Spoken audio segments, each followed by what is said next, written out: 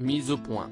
Le ministre des Solidarités et de la Santé Olivier Véran était présent ce matin du 9 septembre sur France 2 où il a annoncé la gratuité des moyens de contraception jusqu'à 25 ans, mais ce n'est pas la seule annonce qu'il a faite.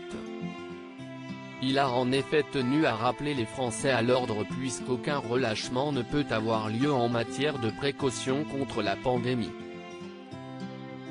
Ce n'est pas le premier puisque Jean Castex tenait plus ou moins les mêmes propos ce 8 septembre pour faire une piqûre de rappel aux Français. Interrogé quant à lui sur la Suède qui s'apprête à lever presque toutes ses restrictions sanitaires, le ministre de la Santé a répondu de façon claire comme le rapporte Le Parisien. On est en bonne voie, mais ce n'est pas le moment de relâcher nos efforts.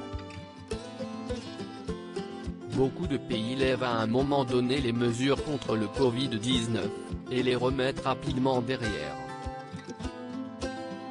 Je souhaite qu'on soit stabilisé dans la durée avec des mesures qui fonctionnent.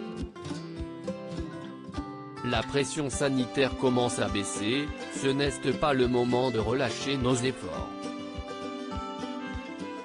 Des propos qui rappellent en effet ceux tenus par le Premier ministre.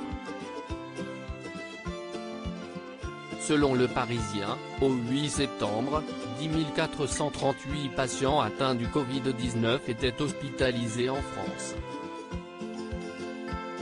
Olivier Véran a souligné que le nombre de cas baisse de 25 à 30% par jour, avec un peu plus de 10 000 nouveaux cas par jour au lieu de 25 000 cas fin août, mais la prudence reste de mise.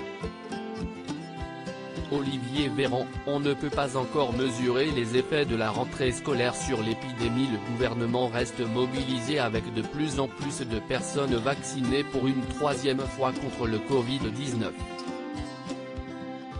Les troisièmes doses ont été administrées à plus de 400 000 personnes d'après Olivier Véran dont le ministère avait par ailleurs déjà expliqué fin août que 18 millions de personnes pourraient recevoir ce rappel.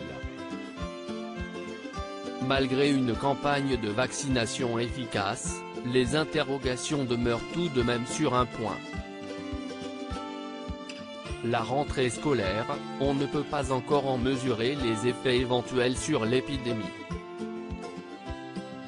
Bien que les choses soient en bonne voie, le ministre des Solidarités et de la Santé tient donc à s'assurer que la situation ne dégénère pas suite à la rentrée des classes.